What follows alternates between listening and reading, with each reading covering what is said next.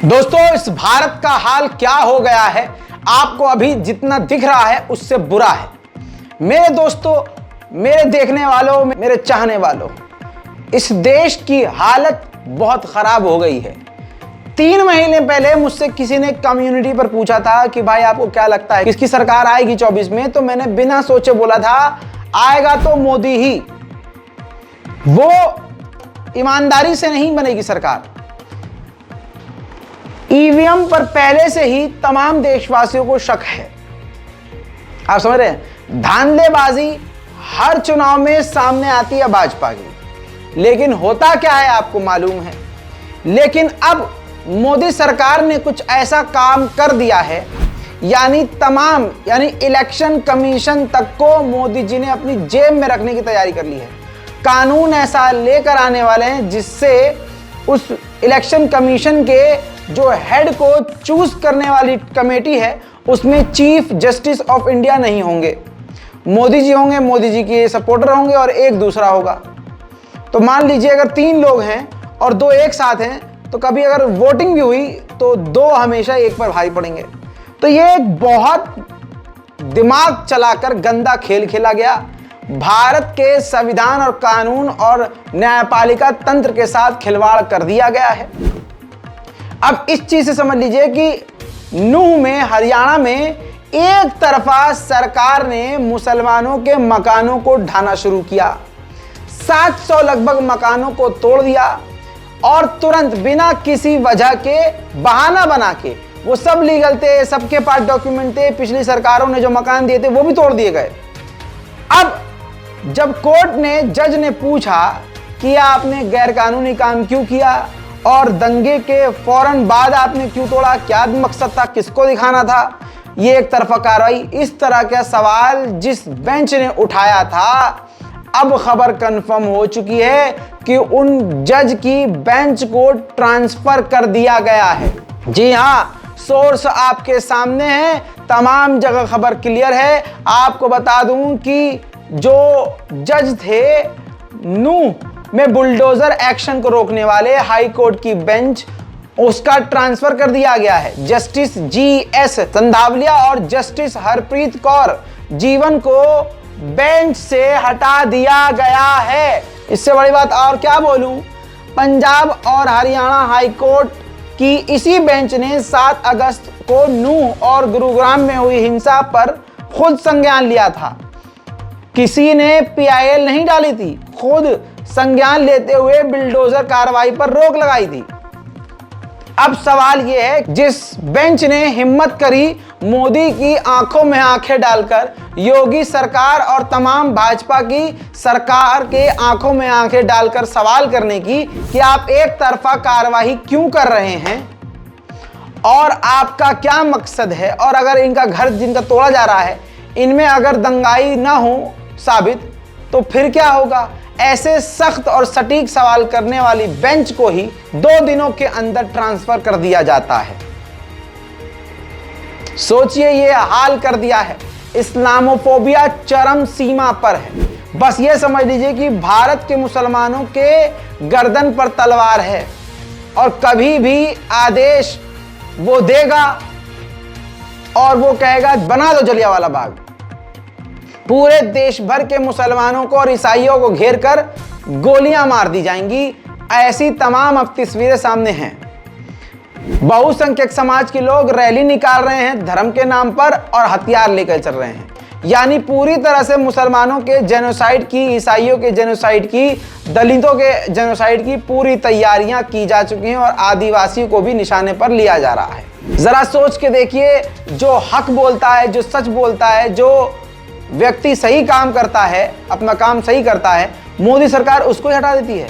बरेली में दंगा होने से एक सीनियर अधिकारी ने, IPS ने रोक लिया, रातों रात उसका ट्रांसफर हो गया।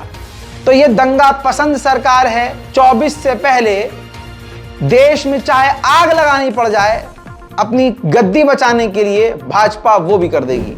बहुसंख्यक समाज के आतंकवादी जिनके प्रोफाइल पर भगवान श्री राम या फिर भगवान श्री कृष्ण की तस्वीर लगी होती है या मोदी और योगी का फोटो होता है, आज आप देख रहे हैं कि वो मुसलमान महिलाओं के बलात्कार की ख्वाहिश जता रहे हैं, क्योंकि उनको पता चल चुका है कि जो प्रधानमंत्री हमारा बिल्किस बानो के बलात्कारियों को रिहा करवाता है और उसकी आरती उतारी जाती है, और हम उस धर्म से आते हैं जिस धर्म में बलात्कार का समर्थन किया जा रहा है, तो जाहिर सी बात है धर्म का खेल खेलकर ये अपने ही धर्म को, अपने ही भगवान श्री राम को और अपने ही सनातन धर्म को खुद बदनाम कर रहे हैं। ये ट्वीट देखिए, और इस ट्वीट में जो प्रोफाइल है जरा उसको ध्यान से देखिए। राम नाम का ये अकाउंट है, राम VBH22, भगवान श्री राम की तस्वीर लगी हुई है। अब जरा ध्यान से एक एक लाइन को पढ़ लीजिए। लिखता है ये हिंदू समाज का आतंकवादी कि मोदी है इसलिए शांत है, जब योगी आएगा ना मणिपुर की तरह हर गली से तुम्हारी आयशा हीना जैसियों की नंगी परेड निकालेंगे। ये सोशल मीडिया पर भगवान श्री राम के चाहने वाले योगी जी के फैन मुस्लिम लड़कियों की जैसे मणिपुर में नंगी परेड निकाली गई वैसी परेड निकालने की चाहत रखते हैं, और सोशल मीडिया पर खोल खोल कर लिख रहे हैं, साफ क्लियर लिख रहे हैं। नरोत्तम मिश्रा जैसे एक खास मुस्लिम समुदाय के विरोधी जो अपनी ताकत का इस्तेमाल सिर्फ एक समुदाय को परेशान करने के लिए कर रहे हैं, योगी आदित्यनाथ जैसे नेता और मोदी जैसे प्रधानमंत्री इस देश के, अब उनके अंदर इतनी ईमानदारी और हिम्मत है तो ऐसे लोगों पर कार्रवाई करके दिखाएं। लेकिन ना ना ना ना, ये तो उन्हीं के कार्यकर्ता हैं, ये तो योगी आदित्यनाथ जी के फैन हैं जो मुस्लिम लड़कियों को नंगी रैली निकालने की तमन्ना रखते हैं। अमा इसीलिए तो मुसलमान लड़कियों को दिन दहाड़े ये हिंदू समाज के लोग बलात्कार करने के लिए दौड़ने लगते हैं, मारने लगते हैं, क्योंकि उनको पता है कि माननीय योगी आदित्यनाथ और अमित शाह जी और मोदी जी का नाम लेकर हम बच जाएंगे, और वो बचाते भी हैं। वरना अब तक ये व्यक्ति गिरफ्तार क्यों नहीं हुआ, सबसे बड़ा सवाल ये है। और देखिए हेमंत बिस्वा ने बिल्कुल क्लियर कर दिया, पिछले कई सालों से उन्होंने मुसलमानों के खिलाफ आपत्तिजनक टिप्पणियां करी, मुसलमानों पर ही कार्रवाई करी। कभी उन्होंने कहा कि 6000 मैंने जो है मदरसे तोड़े हैं और आगे और तोड़ूंगा। आंकड़े कंफर्म नहीं है, लेकिन उन्होंने डायलॉग मारा था कि मैंने इतने मदरसे तोड़े हैं और आगे और तोड़ूंगा। यानी भारतीय जनता पार्टी के दिग्गज नेता एक विशेष समुदाय मुसलमानों के खिलाफ लगातार हिंसक रहे हैं। आज उसका असली चेहरा फिर से सामने आया। हेमंत बिस्वा का बयान यह है कि मुझे मुस्लिम वोट नहीं चाहिए, मुसलमानों का वोट नहीं चाहिए। भारतीय जनता पार्टी मुस्लिम इलाकों में जाकर रैलियां नहीं करेगी। अब आप समझ लीजिए, मैं सवाल करना चाहूंगा उन इस्लाम और उन देश के गद्दारों से जो मुसलमान होकर भारतीय जनता पार्टी से जुड़े हुए हैं। मैं तमाम उन बेगैरत मुस्लिम समुदाय के लोगों से जो भारतीय जनता पार्टी से जुड़े हुए हैं कि ये तुम्हारी औकात है, लेकिन फिर भी तुम गधे का गू चाट रहे हो भारतीय जनता पार्टी में रहकर। वो तुम्हारे मुंह पर पेशाब कर रहे हैं, थूक नहीं रहे हैं, पेशाब कर रहे हैं, लेकिन तुम इतने बेशरम, बेहया और बेगैरती के साथ वहां खड़े हुए हो और खड़े होकर अपने मुंह पे मुतवा रहे हो। दोस्तों, चुबीका लियाकत, ये जो हमेशा से भारतीय जनता पार्टी की दलाल बनी रहती है, अब इस रूबीका लियाकत से मैं पूछना चाहता हूं, अब अगर तेरे मुंह में दम है तो इस पर सवाल करके दिखा। हेमंत बिस्वा के इस आपत्तिजनक बयान पर एक लफ्ज तू बोल के दिखा दे। ना तेरी नौकरी चली गई, ना तू घर पर रोटी पकाती हुई मिली, तो नाम मेरा रजा गराफी नहीं। दूसरी बात यह है दोस्तों, मोदी ने कहा था सबका साथ सबका विकास। एक एक नारा खुद प्रधानमंत्री मोदी का झूठा साबित हुआ, और आखिर में यह भी नारा झूठा साबित हो गया, सबका साथ सबका विकास, क्योंकि हेमंत बिस्वा ने कह दिया मुसलमानों का वोट ही नहीं चाहिए। लेकिन 2014 के बाद जो हिंदू बने हैं, नकली हिंदू किराए वाले भाजपा वाले, वो तो पेशाब पी के टुन रहते हैं, गू खा के गू चाट के मजे में रहते हैं। लेकिन जो मां की पेट से जन्मा हिंदू है ना, वो अब भारतीय जनता पार्टी का गंदा खेल समझ चुका है। सुनिए। मैं हिंदू हूँ और मैं सनातन धर्म को मानती हूँ। इनके कहने से हमारे को कोई ये इनसे सर्टिफिकेट नहीं लेना। इनके सारे दामाद मुसलमान हैं। मुसलमान दामाद चाहिए, मुसलमान वोटर चाहिए, पर मुसलमान नहीं चाहिए। ये क्या न्याय है? हिंदुस्तान में रहते हिंदू धर्म निरपेक्ष देश है। इस देश में सभी धर्म के लोग आजादी से रह सकते हैं, अपना धर्म मान सकते हैं।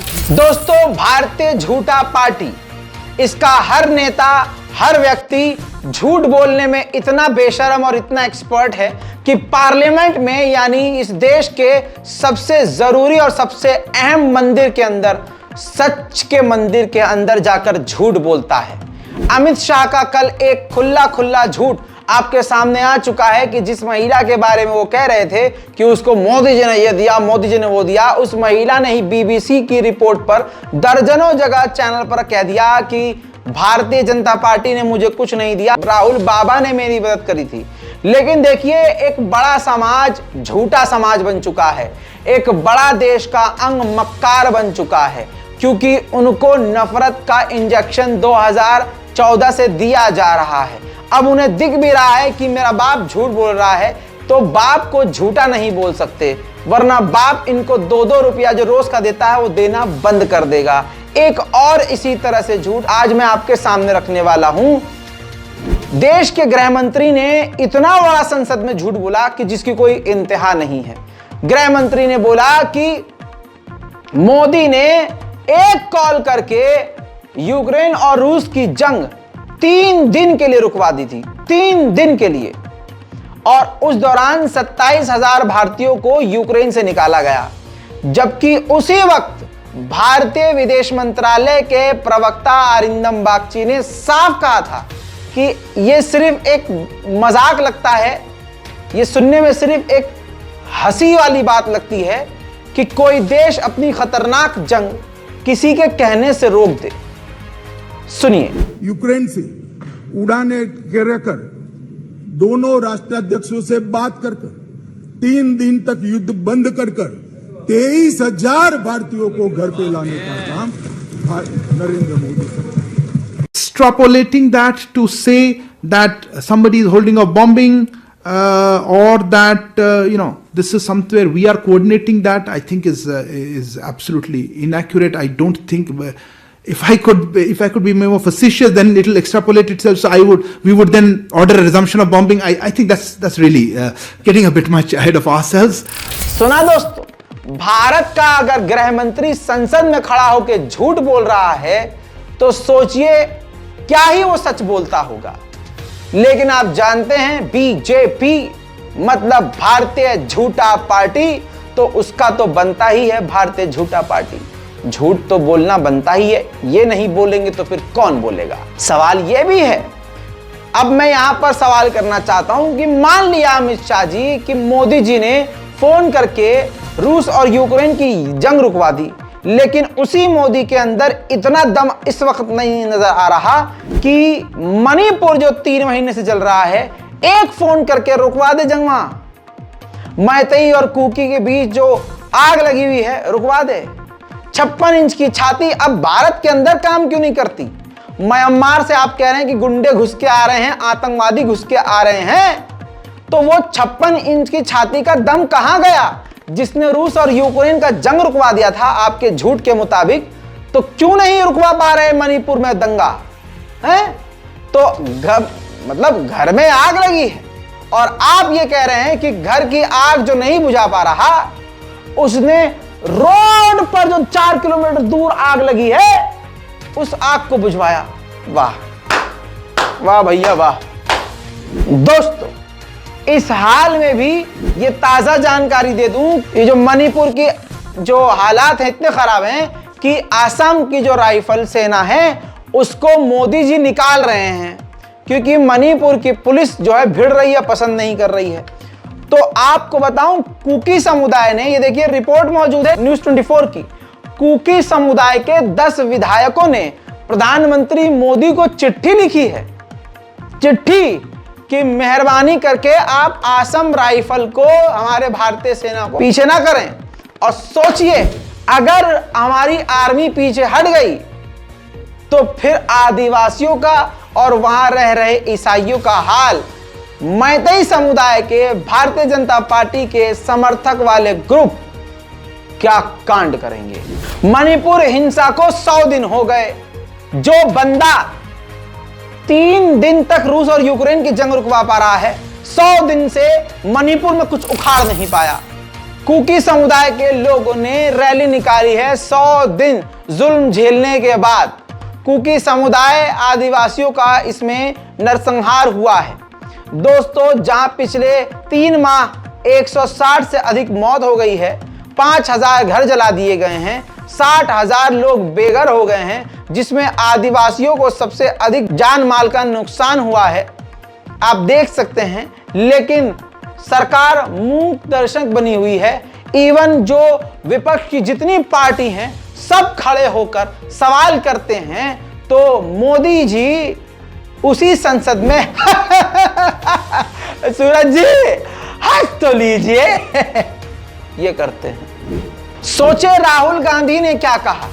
राहुल गांधी ने कहा कि हमारे देश की आर्मी मणिपुर की हिंसा को 2 दिन में रोक सकती है, लेकिन मोदी मणिपुर को जलने देना चाहते हैं। और जाहिर सी बात है, सबको पता चल चुका है कि मणिपुर के जलने का फायदा किसे मिलेगा। जो दलित अभी भी खामोश हैं और मुसलमानों से खुद को अलग समझ रहे हैं, उनके मुंह पर एक तमाचा है। एक वीडियो सामने आया है, कहा जा रहा है कि मध्य प्रदेश का है, लेकिन वीडियो कहीं का भी हो, यह क्लियर है कि भारत का है। और बहुसंख्यक समाज के ऊंची जाति के ठाकुर लोग एक दलित व्यक्ति को बुरी तरह से मारते हुए नजर आए हैं और जबरदस्ती एक नारा, वही जो खास नारा जो कत्लेआम के लिए लगाया जा रहा है आजकल, वो नारा लगवाते हैं और फिर कहते हैं कि बोल ठाकुर तुम्हारे बाप हैं। इस तरह की आपत्तिजनक बातें बुलवाते हैं। लेकिन आज भी ये दलित समुदाय के लोग जाग नहीं रहे हैं।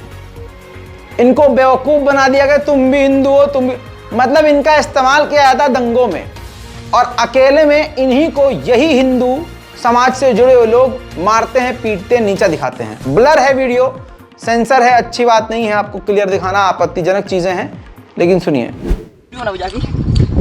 भाई साहब आपने कब कहने लगा जय श्री राम बोल। जय श्री राम। जय श्री राम। कहू अब ठाकुर तेरे बाप है। ठाकुर तेरे बाप है। ठाकुर नहीं कहू, ठाकुर हम छोड़ो छोड़ो। यूँ कहू चमारन के बाप है ठाकुर। कहे चमारन के बाप है ठाकुर हैं, और रहेंगे कैसे रहेंगे। ठाकुर चमारन के बाप है। ठीक है। इसी तरह से दलितों का भी और मुसलमानों का, लड़कियों का, मतलब दलित समुदाय और मुस्लिम समुदाय की लड़कियों का बलात्कार आम कर दिया है मोदी सरकार ने। सबकी हिम्मत बढ़ चुकी है। राजस्थान में एक 16 साल की दलित समुदाय के परिवार से आई एक लड़की का शव जो है कुएं से बरामद हुआ। जांच के बाद पता चला कि जो टीचर है स्कूल का, राम रतन मीना, उसने बलात्कार करके उसको कुएं में लड़की को फेंक दिया। तो आप देख रहे हैं, सनातन धर्म से आने वाले हिंदू समाज से संस्कारी लोग, राम रतन मीना, राम नाम है जिसका, वो ऐसे काम कर रहा है। अब जो हिंदू भगवाधारी खड़े होकर हजारों की भीड़ में हिंदुओं को भड़काते हैं, वो काजल हिंदुस्तानी, उसके नाम में हिंदुस्तान होना ही नहीं चाहिए, क्योंकि वो हिंदुस्तान वाला काम ही नहीं कर रही। उसको तो ये तालिबानी कहे तो ज़्यादा बेहतर है। हमेशा आतंक, नफरत, जहर। वो खड़े होकर बयान देती है कि आफताब ने इतने टुकड़े कर दिए। अबे तू अपना तो देख, तेरे यहां क्या हो रहा है, क्या हाल कर रखा है तुम लोगों ने। तू ऐसी है और तेरे लोग ऐसे हैं कि मुस्लिम समुदाय की लड़कियों का बलात्कार करने को कहते हो तुम लोग। तू है, लानत है तुम पर बे। अपने गरीबान में नहीं झांकोगे। दोस्तों, ये लोग सरकार के ही हैं, सरकार इन्हीं की है। इसी वजह से आतंक बढ़ता जा रहा है। संसद में जब खड़ा होकर आदमी और गृह मंत्री, हमारा प्रधानमंत्री हो, गृह मंत्री हो, सब एक लाइन से झूठ बोल रहे हैं, तो फिर देश में क्या ही बचा होगा। एक और आपको वीडियो दिखाने वाला हूं जिसको गोदी मीडिया की औकात नहीं है कि वो दिखाए आपको, क्योंकि गोदी मीडिया को जो मुंह में नोट ठूसते हैं मोदी सरकार, वो बंद हो जाएगा नोट, और सारा खेल नोटों का है। अब आपको बता दूं कि अमित शाह जी ने कहा था कि मणिपुर में जो आदिवासी हैं वो म्यांमार से आए हैं। उनके हिसाब से तो मतलब बेगैरती की इतनी इंतहा है कि पाकिस्तान से मुसलमान आए हैं, इराक से मुसलमान आए हैं, आदिवासी जो हैं वो बर्मा से, म्यांमार से आए हैं। ये इनका खेल चल रहा है एकदम। पता नहीं कौन सा नशा करे रहते हैं सब लोग। ये भाजपा के लोग कौन से नशे में हैं, कौन सा सस्ता नशा किया हुआ है नहीं पता, लेकिन मुंह तोड़ जवाब वहीं संसद में दिया गया, जिसको छुपा लिया गया, नहीं दिखाया गया। आदिवासी समुदाय से आने वाले एक नेताजी ने, यानी सांसद ने खड़े होकर अमित शाह को वहीं झूठा साबित कर दिया। माननीय अमित शाह के बयान को वहीं क्रॉस कर दिया। खड़े होकर कहा कि हम हिंदुस्तानी हैं, भारतीय हैं, हम आदिवासी, मैं आदिवासी समुदाय से हूं, म्यांमार से नहीं हूं। सुनिए, काफी लताड़ लगाई है और मतलब समझिए hand to hand fact check कर दिया है अमित शाह जी के झूठ का। The Honorable Chairman. Thank you, Honorable Chairman, sir. Yeah, I am from the state of Mizoram. I am from the state of Mizoram. I am the tribal MP. Honorable Home Minister said that the tribal people in Manipur are Myanmaris. We are not Myanmaris. We are Indian. We have been living there before British administration. We have been living 200 years. Nothing will go on record. Now sit down. Sit down. Sit down. Please. Please take your seats.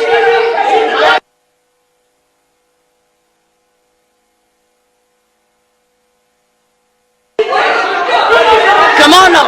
Nothing will go on record. Nothing will go. Manipur पर नजर UN, America, France, Germany, Britain सबकी है।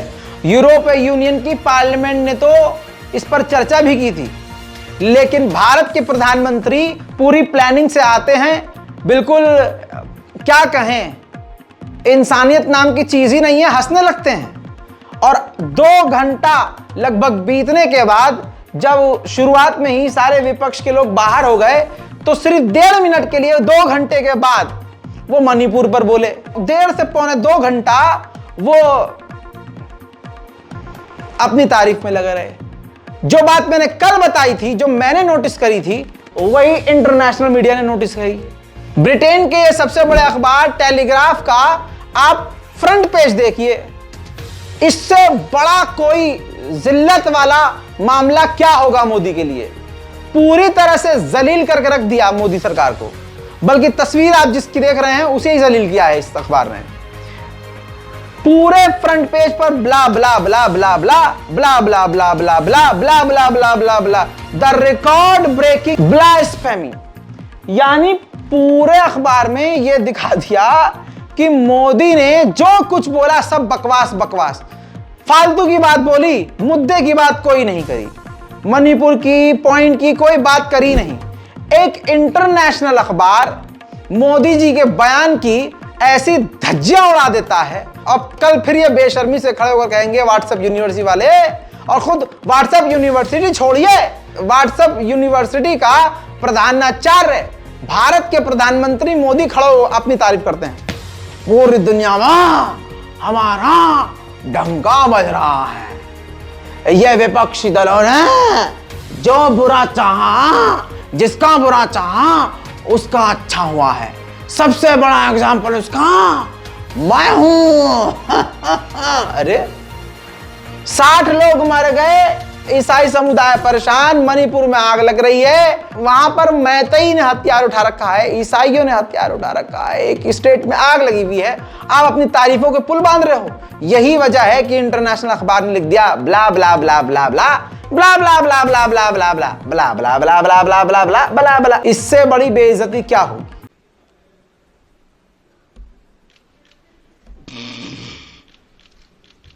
आतंकवादी असली कौन है, ये तमाम चीजें अब सामने आ रही हैं, लेकिन कार्रवाई मुसलमानों पे हो रही है। ये वीडियो मैं आपको दिखा रहा हूं, खुद ही हिंदू आतंकवादियों ने इस वीडियो को बनाया है। अब आप खुद देखिए कि नूह में क्या हुआ होगा। बलजीत उजीना नाम का एक व्यक्ति है जिसकी गाड़ी में ऑटोमेटिक AK-47 हथियार नजर आ रहे हैं। बाद में ये गाड़ी में बैठा हुआ नजर आता है और इसकी बगल वाली सीट में आगे पीछे हर जगह कट्टा, automatic rifle, AK-47, advance AK-47 और ऑटोमेटिक राइफल मौजूद हैं। बलजीत उजीना नाम का ये हिंदू आतंकवादी सनातन धर्म से जो आता है, सरकार का समर्थक है और सरकार का ही इसको समर्थन हासिल है। अब आप समझ पा रहे हैं, हथियारों से लैस पूरी तरह से ये भगवान श्री राम का नारा लगाते हुए सनातन धर्म का चोला ओढ़कर ये आतंकवादी मुसलमान इलाके में घुसे थे और पूरी प्लानिंग और पूरी तैयारी के साथ गए थे। ये तमाम सबूत होने के बाद, तमाम वीडियो सोशल मीडिया पे होने के बाद ऐसे आतंकवादियों की गिरफ्तारी दो वजह से नहीं हो रही है। पहली वजह यह है क्योंकि वो हिंदू समाज से आते हैं। दूसरी वजह यह है कि ये जो कुछ भी कर रहे हैं मोदी सरकार के इशारे पर कर रहे हैं। देखिए, दो चीज है, इस्लाम को छोड़ने वालों का हाल क्या होता है वो भी ईश्वर परवरदिगार अल्लाह दिखा रहा है, और गंदे लोगों की सोहबत में जाने का हाल क्या होता है वो भी दिखा रहा है अल्लाह। और एक चीज और, भगवा लव ट्रैप में फंसने पर, अपने मजहब से निकल के दूसरे मजहब की गोद में बैठने पर क्या होता है वो भी यहां दिख रहा है। आपकी स्क्रीन पर यह व्यक्ति है। इस व्यक्ति ने अपनी पत्नी, अब पत्नी कहूं क्या कहूं नहीं समझ में आ रहा है, आपको बताऊं, अमित उर्फ पप्पू नाम है, पप्पू साहू, जबलपुर का बंदा है। जबलपुर में इसने, ये महिला है, बीजेपी की लीडर है, नाम है सना खान। जी हां, अफसोस के साथ ये बीजेपी के साथ जुड़ी हुई थी। तो ऑफ कोर्स जब बीजेपी से जुड़ गई तो हमारे इस्लाम से मतलब वास्ता नहीं, तो ऑफ कोर्स ये इस व्यक्ति के साथ, अमित उर्फ पप्पू के साथ संबंध में थी। अभी कुछ महीने पहले, 3 से 4 महीने पहले इन दोनों ने कोर्ट मैरिज किया था।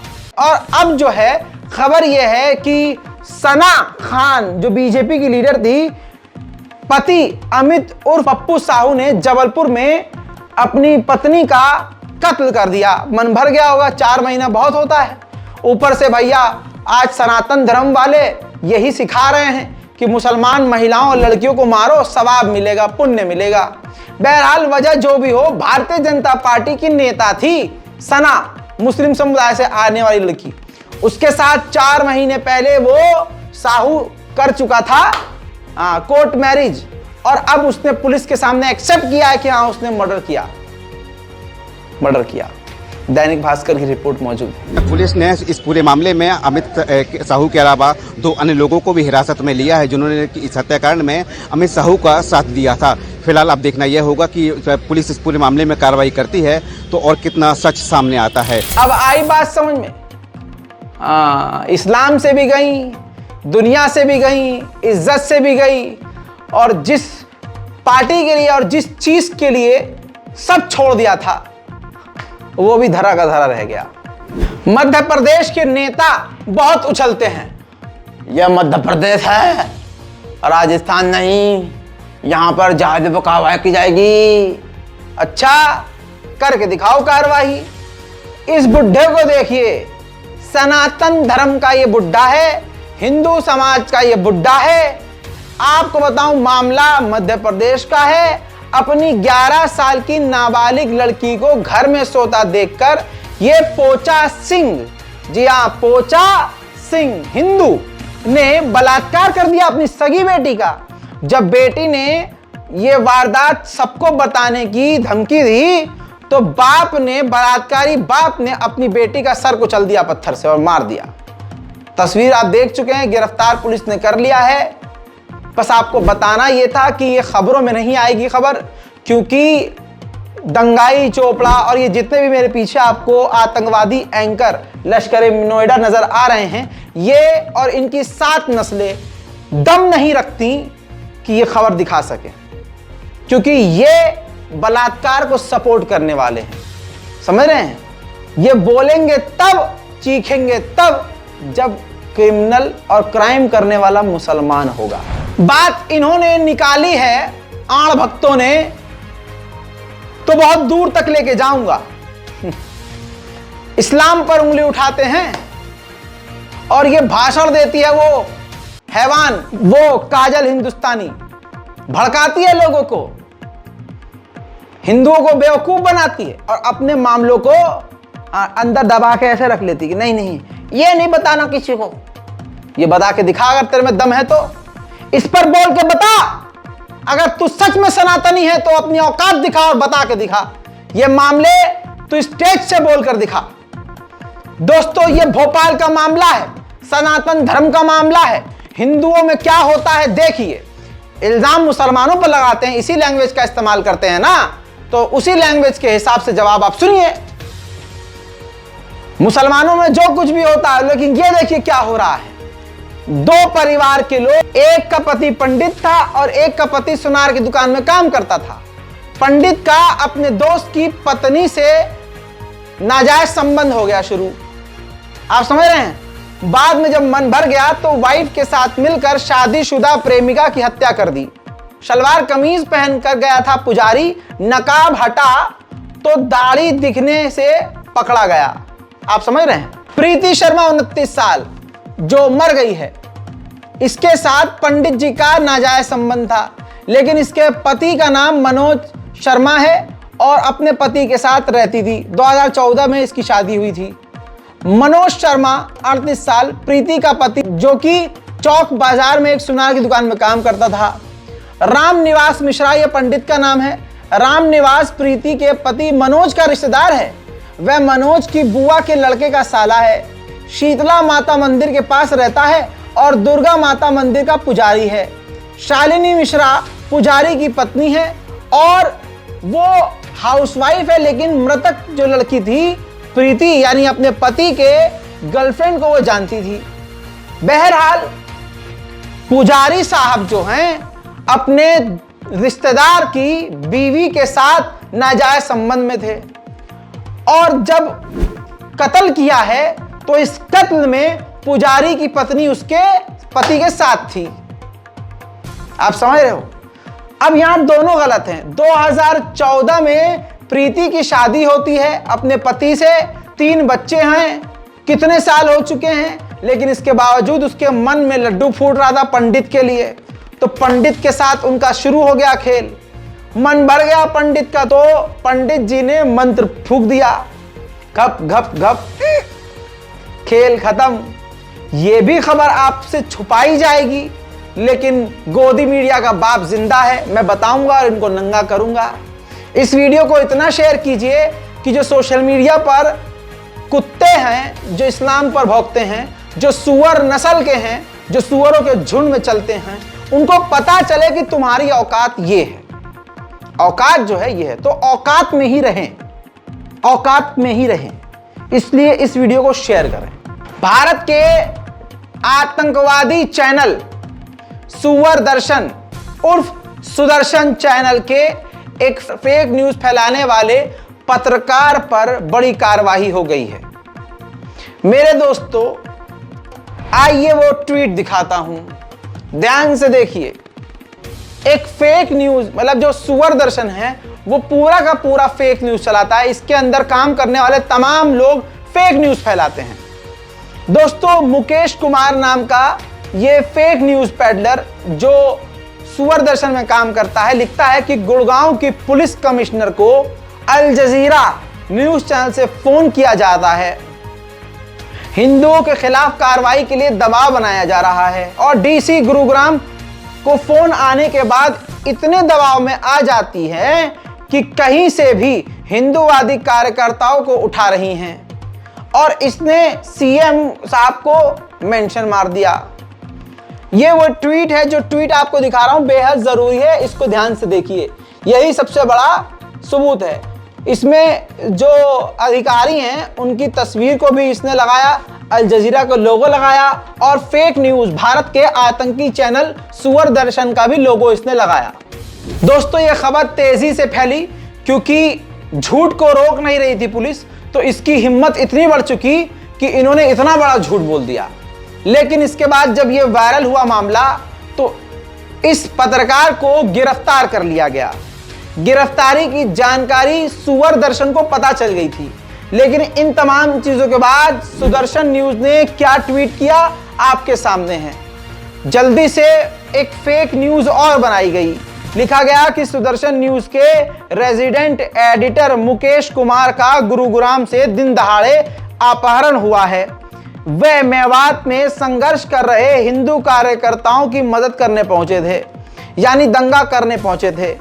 गुरुग्राम के सेक्टर 17 से ही हट्टे कट्टे गुंडे उनको कार के ड्राइविंग सीट से खींचकर उठा ले गए हैं।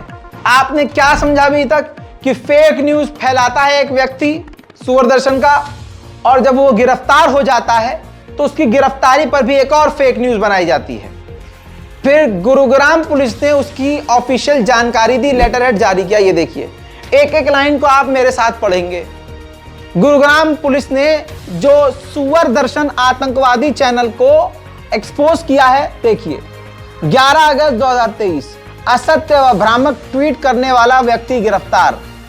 दिनांक 8/8/2023 को ट्विटर हैंडल मुकेश के आरडी से बेबुनियाद असत्य भ्रामक तथ्यों के आधार पर एक ट्वीट किया गया था। इस पर संज्ञान लेते हुए गुरुग्राम पुलिस ने इस मामले में थाना साइबर प्रूफ गुरुग्राम में आईटी एक्ट द्वारा 66C 153B 401 469 व 501 1C के तहत अभियोग अंकित किया गया था। इस अभियोग के तफ्तीश थाना साइबर पूर्व गुरुग्राम द्वारा की जा रही थी।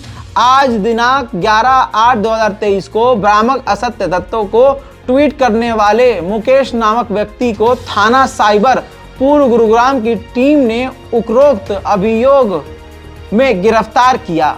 अब इस लेटर हेड को सुअर दर्शन ने ट्वीट किया और लिखता है, गुरुग्राम पुलिस ने मुकेश कुमार जी को राष्ट्रीय एकता को खतरा के लिए गिरफ्तार करने की जानकारी देने वाले प्रेस नोट उनको गुंडों की तरह उठाने के 7 घंटे बाद जारी की है। यह गिरफ्तारी संपूर्णतः गैरकानूनी और गलत है। सुअर दर्शन मुकेश कुमार जी के साथ है और गिरफ्तारी को मीडिया के स्वतंत्रता पर आक्रमण मानता है। सुरेश चक्रवाणे बिंदास बोल में विस्तृत जानकारी देंगे। रिलीज मुकेश कुमार, यानी इन्होंने पुलिस के खिलाफ ही बयानबाजी शुरू कर दी। ये वो सुअर दर्शन है, देश का आतंकी चैनल, जो माननीय चीफ जस्टिस ऑफ इंडिया को भी ललकारता है और सुप्रीम कोर्ट को भी ललकारता है। सुअर दर्शन के जो एडिटर एंड चीफ है, जो सुरेश चक्रवाणे हैं, वो पूरे देश भर में घूम घूम कर हेट स्पीच दे चुका है और पुलिस को, प्रशासन को कोर्ट ने सख्ती से आदेश दिया था कि हेट स्पीच पर संज्ञान ले, लेकिन इसको प्रशासन ने इतनी छूट दी कि आज ये प्रशासन को ही लपेटने लगे। फेक न्यूज पेडलर सुरेश चक्रवाणे ने फिर उस लेटर हेड को रीट्वीट करके फिर से भड़काऊ बयान दिए और पुलिस प्रशासन पर ही आरोप मढ़ दिए। लिखता है कि मेवात में जिहादी झुंड के सामने लाचार हरियाणा पुलिस ने मुकेश कुमार को गिरफ्तार करने पर मेरे कुछ प्रश्न। मुकेश जी जैसे वरिष्ठ पत्रकार को गुरुग्राम पुलिस ने गुंडों की तरह कैसे उठाया? पहली बात तो तू डिसाइड नहीं करेगा कि गुंडे की तरह उठाया या तेरे अब्बा की तरह गोद में उठाया।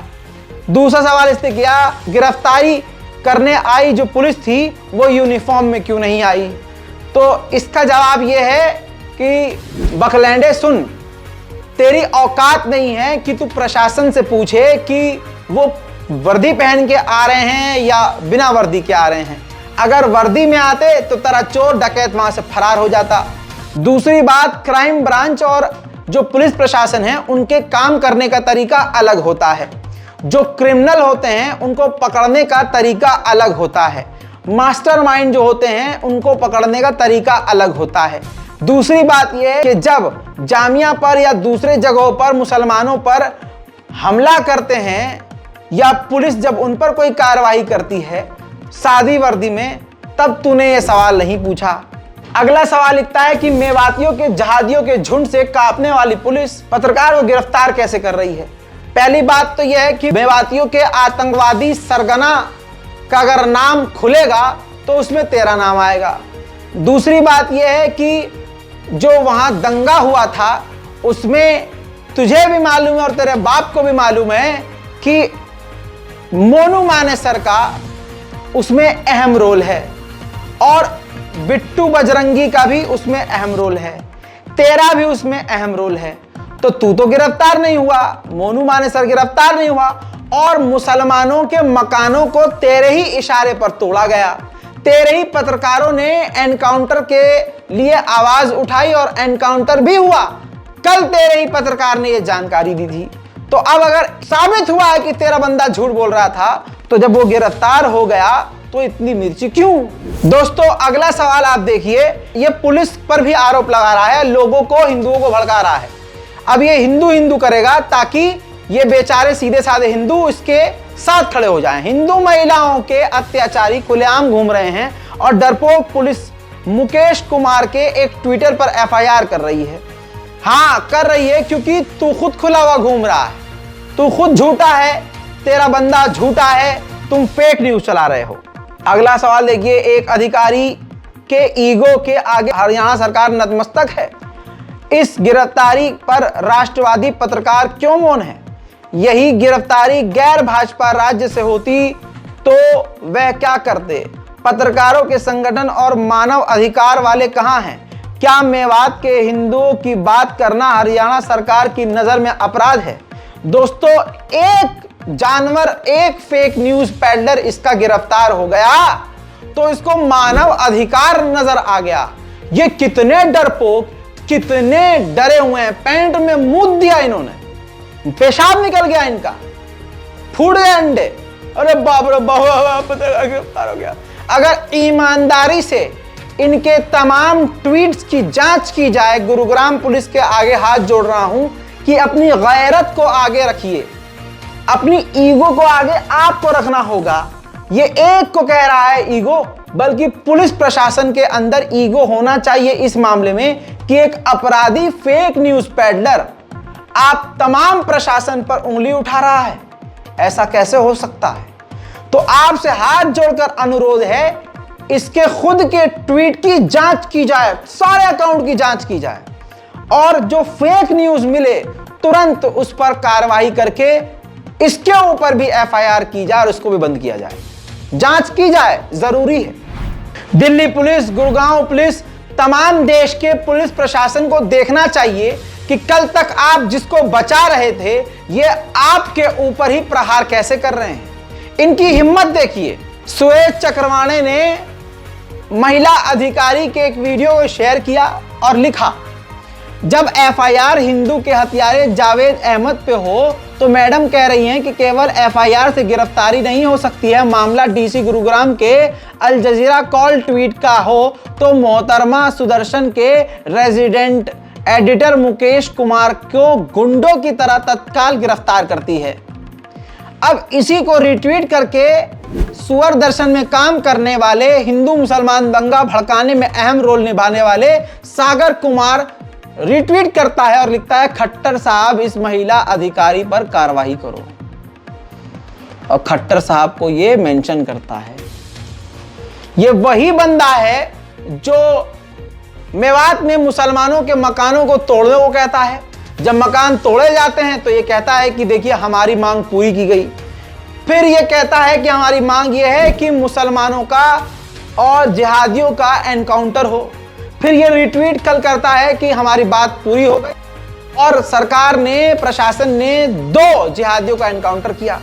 अब ये इन महिला अधिकारी को कार्रवाई करके बर्खास्त करने की मांग कर रहा है। हो सकता है खट्टर साहब ये भी कर डालें क्योंकि बहुसंख्यक समाज को खुश करना है।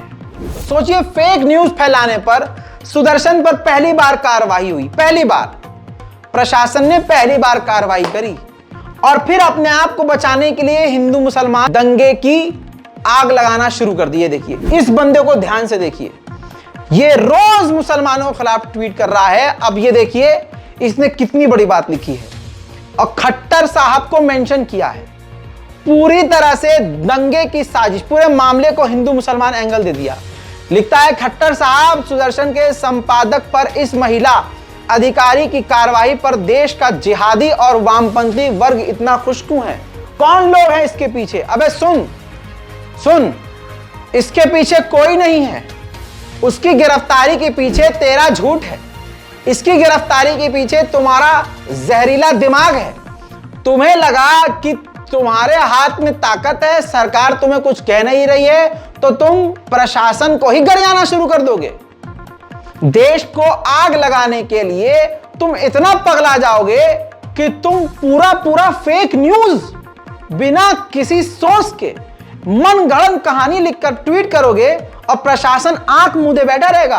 तो इसके पीछे न वामपंथी है, न कोई जिहादी है, न कोई मुसलमान है, न कोई सीधा साधा हिंदू है।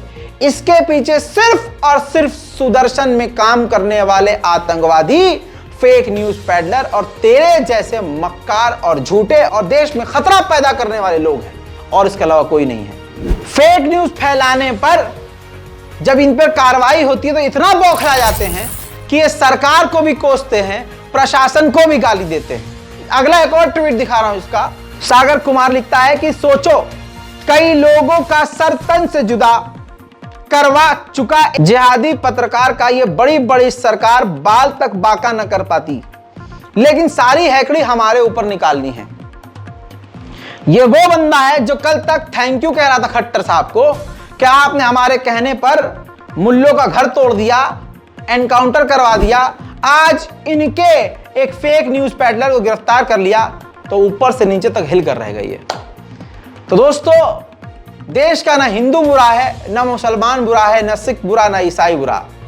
देश में वो वर्ग बुरा है जो एक खास पार्टी के लिए धर्म के नाम का इस्तेमाल कर रहा है और नफरत की राजनीति करता हुआ उस नफरत के काफिले में जुड़कर वो भी लोग जो नफरत का कारोबार चला रहे हैं, उनकी वजह से आज देश का बेड़ा गर्क हो गया और सिर्फ वही बुरे हैं। वरना भारत हमेशा से भारत था। भारत के न कभी टुकड़े हुए, न टुकड़े हो सकते हैं, न इंशाल्लाह कभी टुकड़े होंगे। मैं हूं रजा और आप देख रहे थे रज़ा ग्राफी। जय हिंद।